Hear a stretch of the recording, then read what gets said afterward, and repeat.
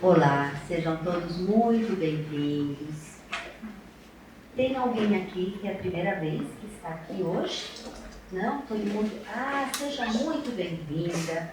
Espero que goste, venha mais vezes aqui, receber todo esse amor aqui que o CRE tem para dar para todos vocês.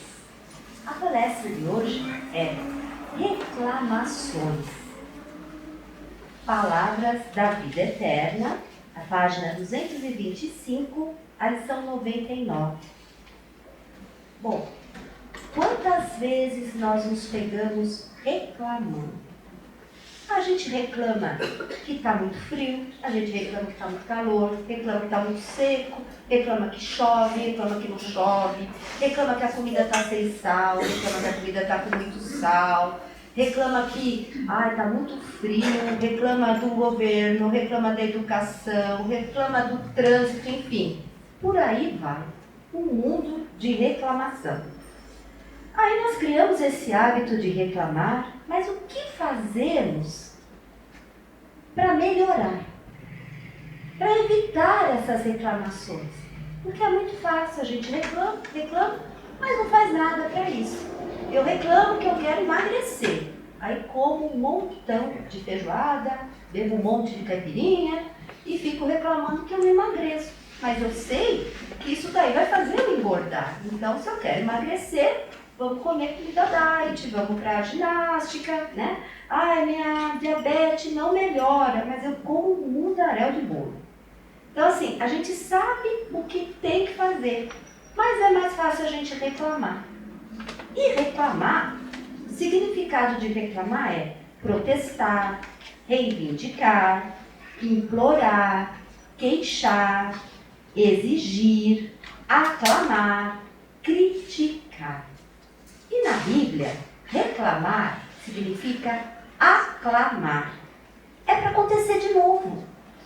Então veja, se a gente reclamamos das coisas que a gente não gosta, a gente está pedindo para acontecer de novo.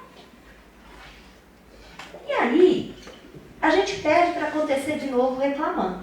E na Bíblia, tem um salmo que diz assim: reclamar é como estar em uma areia movediça. Quanto mais reclamamos, mais afundamos. Então veja, adianta a gente ficar reclamando? A gente fica nesse círculo vicioso, né? E aí, como é um círculo vicioso, a gente fica sempre nessa negatividade, gerando energia negativa.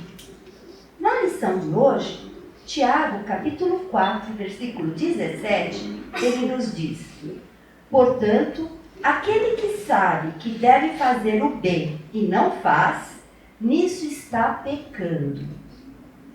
Bom, nesse versículo, ele nos lembra da importância de agir de acordo com os princípios cristãos e fazer o bem ao próximo.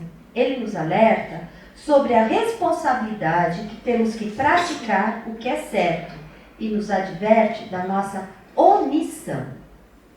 Por isso, quando eu comecei no começo da palestra lá em cima, que eu comecei a falar para vocês o que estamos fazendo para amenizar essa situação, o que estou fazendo com essa energia e essa ação, o que estou fazendo para melhorar, porque se eu só fico reclamando, eu não estou melhorando em nada, só estou pedindo para que isso aconteça novamente.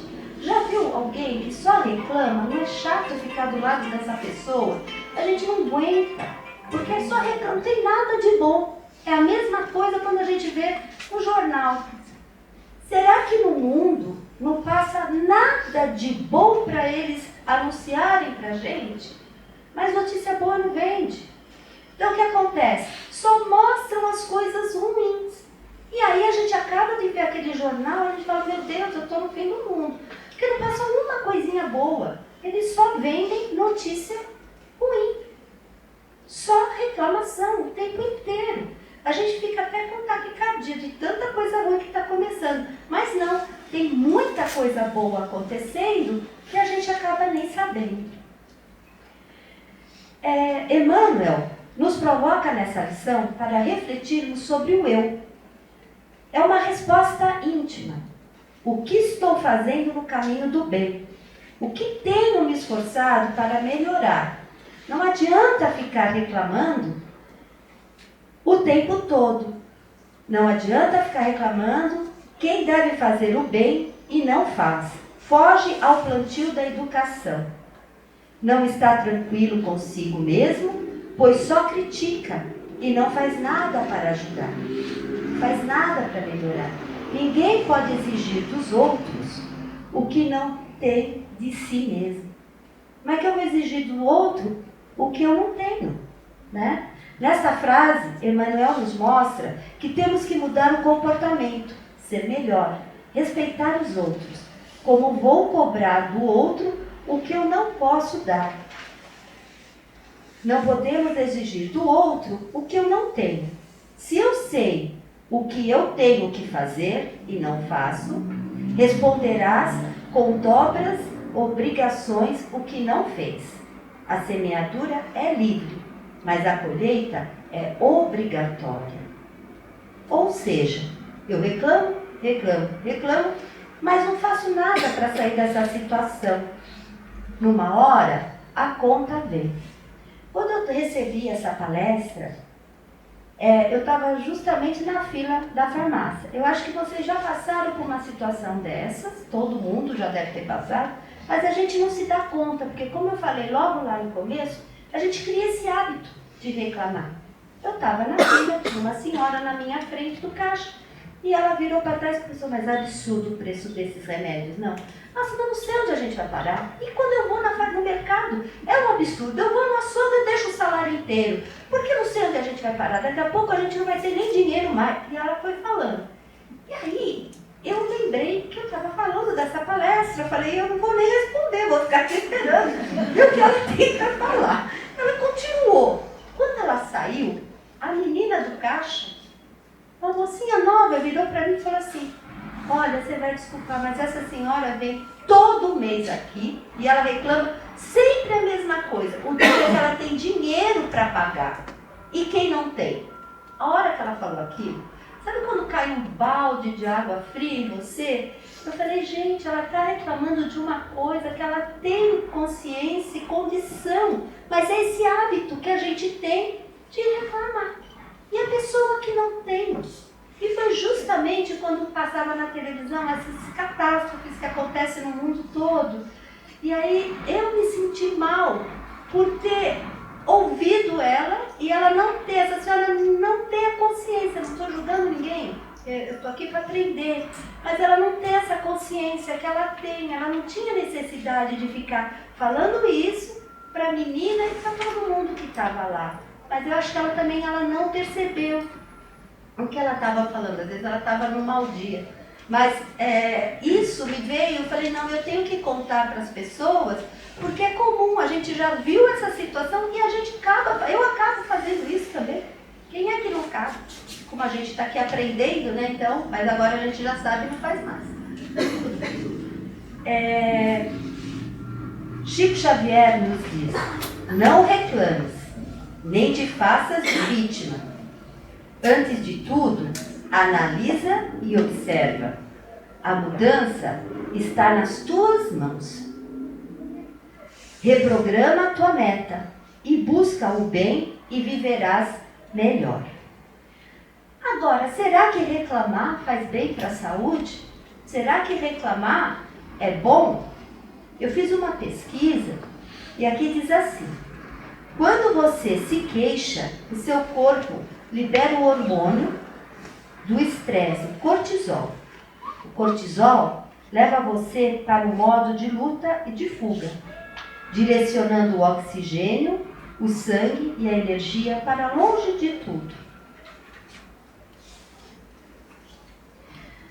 Dos sistemas essenciais de sobrevivência imediata. Deixa o corpo fatigado, aumentando o estresse, a indisposição causada pela insônia e o desânimo, originando pensamentos negativos.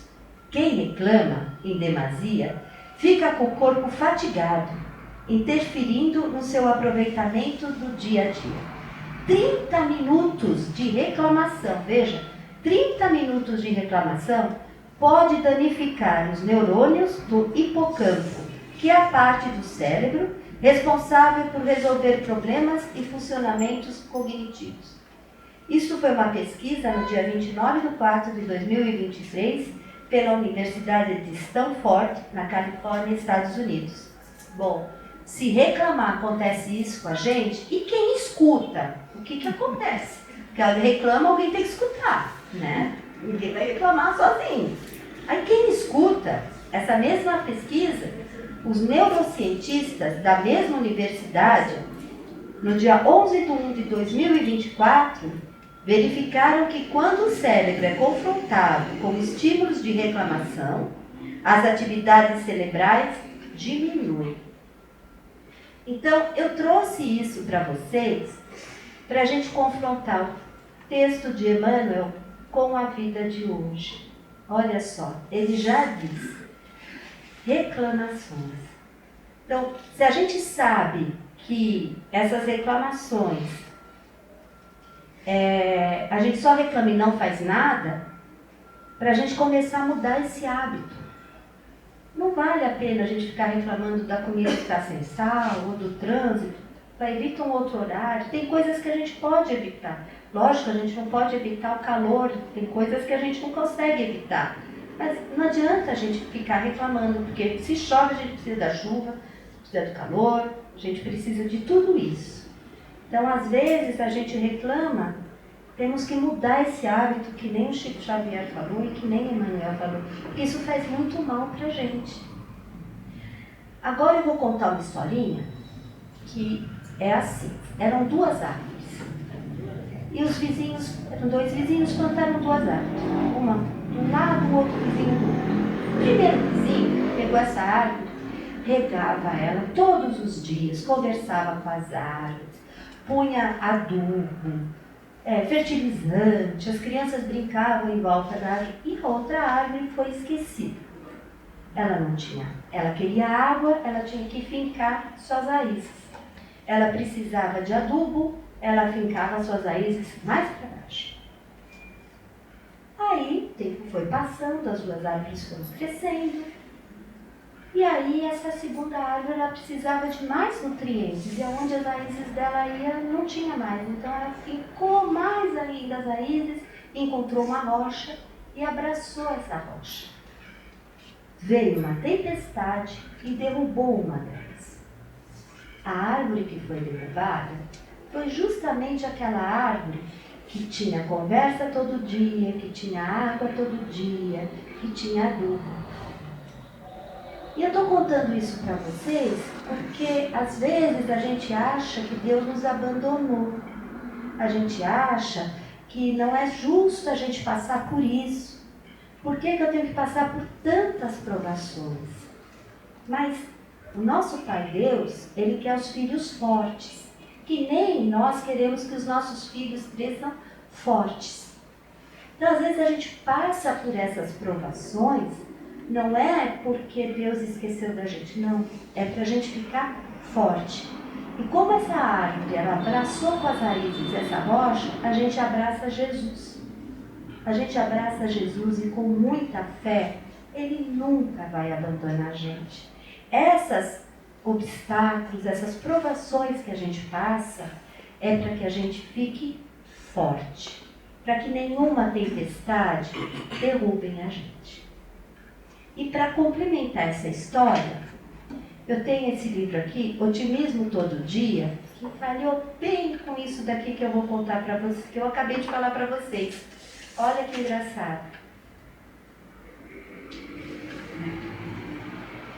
Ele era mestre em criticar. Criticava tudo. A mulher, o patrão, o governo. Ele só não criticava o jogo do bicho, a loteca, a cerveja. Até que certo dia, deparou-se com uma jovem, bastante ferida, caída na calçada e a pedir: socorre-me, leve-me ao hospital. Graças a Deus, você apareceu. Depois de socorrida, lhe disse: você é um anjo benfeitor. Não tenho nada como te retribuir, a não ser agradecer a você e a Deus. Nada reclamo do acidente, pois se Deus o permitiu, deve significar algo de bom para mim. Tudo tem sentido agora, não é mesmo? E ele sentiu uma alfinetada e compreendeu a lição. E agora, para finalizar, eu vou com uma fala de Divaldo. Vamos refletir sobre a influência de cultivar uma postura mais positiva, buscando enxergar as adversidades como oportunidades de crescimento e aprendizado. Que possamos nos libertar das reclamações constantes e abraçar uma atitude de gratidão e superação. E por falar em superação, gratidão e fé, tem um estribilho do hino do Rio Grande do Sul, que diz bem assim: sirva nossas façanhas de modelo a toda a terra, de modelo a toda a terra. Muito obrigada a todos e um abraço.